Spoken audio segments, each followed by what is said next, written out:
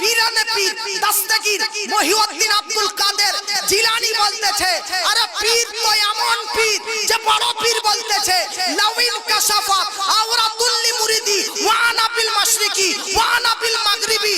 বড় পীর এমন একটা পীর, তিনি বলতেছে কেউ যদি আমার সঠিক মুরিদ হয়, শরীয়ত সম্মত মুরিদ হয়, আর সে পৃথিবীর পশ্চিমে থাকুক বা পূর্বতে থাকুক, আমি বাগদাদ থেকে তার হাঁটুর কাপড় উঠে গেলে আমি নিজেই বাগদাদ থেকে তার হাঁটুর কাপড়টা নামিয়ে দিয়েছি।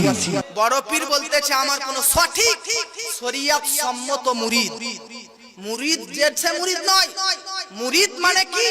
বিগত গুনাহ থেকে, অতীতের গুনাহ থেকে, জীবনের অতীত বিগত পাপ থেকে, গুনাহ থেকে তওবা করা এবং পরবর্তীতে ফিউচারে ভবিষ্যতে সৎ কাজ করার প্রতিশ্রুতি করার নাম হচ্ছে মুরিদ।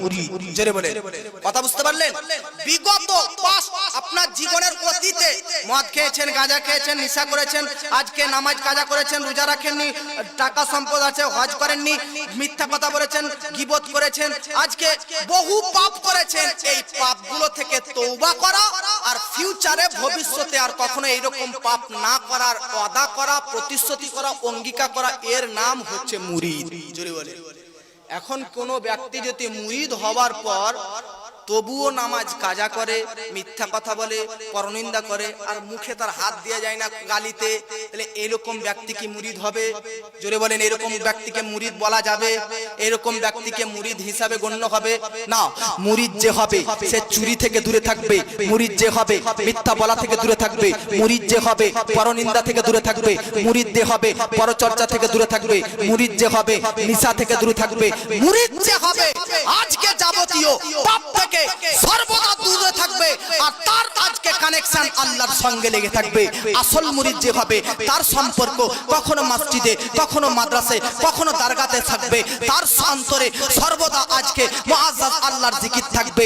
মুখে দেখবেন তো আল্লাহর জিকির, হাত দেখবেন তো মুআজ্জাজ তাসবিহ, আজকে পা দেখবেন তো সৎ পথে চলতেছেন।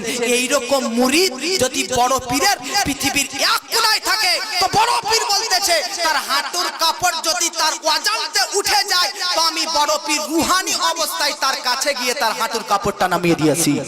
জগৎবাসী ভেবে নিন, কখনো কি সঠিক মুরিদ, আসল মুরিদ, ভালো মুরিদ, বাস্তবে যে মুরিদের ডেফিনেশন সংজ্ঞা জানালাম, এই রকম মুরিদ কি দেখেছেন?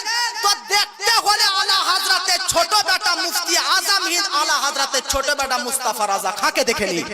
আলা হযরতের ছোট বেটা হাকিকাতে খাঁটি টাটকা পাক্কা দেশি বড় পীরের মুরিদ ছিলেন।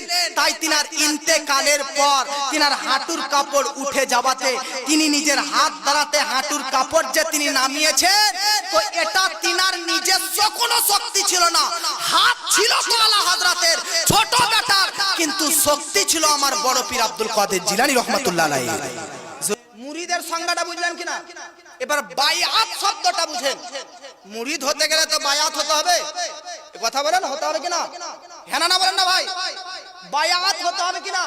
তো মুরিদের ডেফিনেশন, মুরিদের সংজ্ঞা তো বুঝলেন, বায়াতের সংজ্ঞা কি? তো মনে রাখবেন, এই যে হযরতরা মাদ্রাসায় পড়েছে হুজুররা, ফিকহ শাস্ত্রের কিতাবে একটা বাব থাকে, একটা অধ্যায় থাকে, বাবুল বাই, তাই কি না? বাবুল বাই হাদিস শাস্ত্রের কিতাবেও আছে। ক্রয় বিক্রয় করার অধ্যায়, কিনা বিচা কেমন ভাবে করবেন ব্যবসাতে, ইসলামের শরীয়তের বিধান কি, এটা কুরআন ও হাদিসের মধ্যে বহু কিতাবের চ্যাপ্টার একটা অধ্যায় এই ব্যাপারে আছে। এর ভিতরে বহু ক্রয় বিক্রয়, কেনা বেচা কেমন ভাবে করবেন, কেমন ভাবে লেনদেন করবেন, ব্যবসা করবেন, এটার ব্যাপারে লিপিবদ্ধ রয়েছে। তো বাইউন কেনা বেচা, বিক্রি করার নাম। বাইউন শব্দের অর্থ হচ্ছে বিক্রি করা। কি নাম বললাম? বাইউন শব্দের অর্থ কি বললাম? বিক্রি করা। জোরে বলেন, বাইউন শব্দের অর্থ কি? বিক্রি করা। ওই বাইউন শব্দটা কে বায়াত বলা হয়েছে। বায়াতের মাখাজ, বায়াতের ম্যাটেরিয়াল শব্দ হচ্ছে বাইউন, বাইউন থেকে বায়াত। তাহলে বায়াত, আপনারা যে ওলির হাতে হাত রেখে বায়াত করেন, এই বায়াত শব্দটির ওয়ার্ডটির, এই শব্দটির অর্থ বাংলা হচ্ছে বিক্রি করা। তো বায়াত হওয়া মানে বিক্রি হওয়া। উদ্দেশ্য কি, আবিধানিক অর্থ কি, ব্যাখ্যাটা কি? তো বায়াত মানে ওলির হাতে বিক্রি হওয়া, এর অর্থ হচ্ছে নিজের জীবনকে, নিজের ফিউচারকে, নিজের ভবিষ্যৎকে পীরের হাতে বিক্রি করে দিলেন। এর অর্থ আপনি যদি আমাকে এই মোবাইল বিক্রি করে দেন, আপনি যদি আমাকে এই মোবাইল বিক্রি করে দেন, তাহলে আপনার কি এই মোবাইলের প্রতি আর অধিকার থাকবে? জোরে বলেন, অধিকার থাকবে? এই মোবাইলটার উপর আপনার কোনো অধিকার থাকবে না। বিক্রয়কৃত মোবাইলটা আমি যেভাবে চালাবো সেভাবে চলবে। আমার ইচ্ছা অন করে রাখতে পারি, সুইচ অফ করে রাখতে পারি, সুইচ অন করে রাখতে পারি। যার যেটা জিনিস আজকে তার সেটা অনুযায়ী চলবে।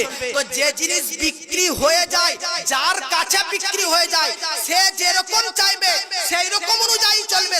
সে যেই রকম চালাবে বস্তুটা সেই রকমই চলবে। পীরের হাতে নিজেকে বিক্রি করা মানে পীর যা বলবে তার কথা সবগুলোকে মেনে চলতে হবে। জোরে বলে। আপনি পীরকে পীরের হাতে নিজেকে বিক্রি করলেন, এর মানে আপনার আর কোনো নিজের জীবনের প্রতি অধিকার আছে? জোরে বলেন। শরীয়তের উপর চালানোর ক্ষেত্রে আপনার আর কোনো অধিকার নেই। এবার আপনার পীর যা বলবে তাই আপনাকে করতে হবে। আচ্ছা, পীর কি কখনো মুরিদকে বলে যে নামাজ পড়িও না? জোরে বলেন, বলে? তাহলে পীর মুআজ্জাজ মুরিদকে বলে নামাজ পড়ো। আজকে মুরিদকে বলে সুদ থেকে দূরে থাকো, মিথ্যা কথা বলা থেকে দূরে থাকো, পরনিন্দা গীবত থেকে দূরে থাকো, খারাপ কথাবার্তা অশ্লীল নিকৃষ্ট ভাষা ব্যবহার করতে থেকে দূরে সরো। তো পীরের হাতে নিজেকে বিক্রি করলেন, আবার পীরের কথা অনুযায়ী চললেন না, তাহলে কি এই বায়াতটা থাকবে? এ জোরে বলতে হবে, বায়াত থাকবে? এ বায়াত টিকবে? বায়াত টিকবে না। ওই মুআজ্জাজ সাহাবায়ে কেরাম, আজ থেকে কিছুদিন আগে এক স্টেজে, এক মঞ্চে আমি অধমকে প্রশ্ন করা হয়েছিল যে আজকে কারবালার প্রান্তরে একদিকে ইয়াজিদ, একদিকে ইমাম হুসেন, কিন্তু যখন আজকে ইমাম হুসেন একদিকে, ইয়াজিদ একদিকে, ইয়াজিদের পিতা, ইয়াজিদের বাপ, ইয়াজিদের ফাদার আমিরে মুআবিয়ার ইন্তেকালের পর ইয়াজিদ যখন চাইলো সিংহাসনে বসতে, ইয়াজিদ যখন চাইলো রাজ সিংহাসনে বসতে, তখন ইয়াজিদ বেরাদার ইমাম হুসেনকে জানালো, ইমাম হুসেনকে আজকে খবর দিল যে তোমরা সবাই আমার হাতে বায়াত করো। ইয়াজিদ বলল, ইমাম হুসেন তোমরা আমার হাতে বায়াত গ্রহণ করো, ইমাম হুসেন তোমরা আমার হাতে বায়াত গ্রহণ করো, মক্কাবাসী তোমরা আমার হাতে বায়াত গ্রহণ করো, মদিনাবাসী তোমরা আমার হাতে বায়াত গ্রহণ করো। আচ্ছা বলেন তো, কারবালার জীবনী আপনারা শুনেছেন, ইমাম হুসেন কি ইয়াজিদের হাতে বায়াত গ্রহণ করেছিল? জোরে বলেন, করেছিল? ইমাম হুসেনের সঙ্গী সাথী 72 জনরা মস্তক দিতে রাজি হয়েছিল, কিন্তু হাত দিতে রাজি হয়েছিল? কেন হয়নি? কারণ বায়াত শব্দের অর্থ হচ্ছে বিক্রয় হওয়া, বিক্রয় করা। ইমাম হুসেনকে জিজ্ঞেস করলাম, এ হুসেন, আমরা যদি রাস্তায় যাই, ইনিও রাত্রে সফর করে, আপনিও কখনো কখনো রাস্তায় সফর করেন, চোর যদি, ডাকাত যদি আপনাকে ধরে, ধরার পরে বলে জান দে নাহলে মানি ব্যাগে যত টাকা আছে সব দে, আপনি কোনটা দিবেন? মানি ব্যাগে যত টাকা আছে তত টাকা দিবেন না জানটা দিবেন? জোরে বলেন। আপনার কাছে মোবাইল আছে, ডাকাত যদি বলে মোবাইল দে নাহলে জান দে, তো মোবাইল দিবেন না জান দিবেন? মোবাইল দিবেন।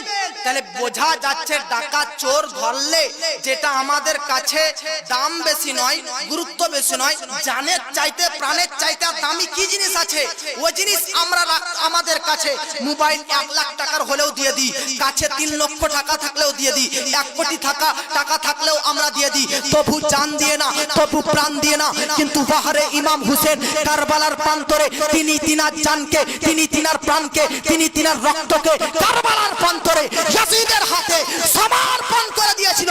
বোঝাতে চেয়েছেন ইমাম হুসেন কার ঘরের? নবীর ঘরের। আর ইমাম হুসেনের কাছে জান প্রাণ ইসলামের চাইতে দামি ছিল না, ইমাম হুসেনের কাছে জান প্রাণ দেহ রক্তের চাইতে ইসলামটাই দামি ছিল। সুবহানাল্লাহ। জোরে বলেন। তার জন্য ইমাম হুসেন নিজের দান দিতে রাজি, প্রাণ দিতে রাজি, রক্ত দিতে রাজি। আজকে মুআজ্জাজ সামাইনে কেরাম দেহ দিতে রাজি, মাংস দিতে রাজি, তবু হাতকে কখনোই ইয়াজিদের হাতে বিক্রয় করব না, কখনো ইয়াজিদের হাতে হাত রাখবো না, কখনো নিজেকে ইয়াজিদের হাতে বিক্রয় করব না।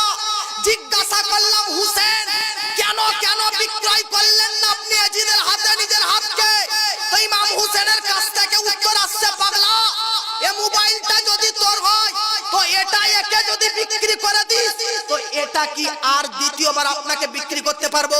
জোরে বলেন।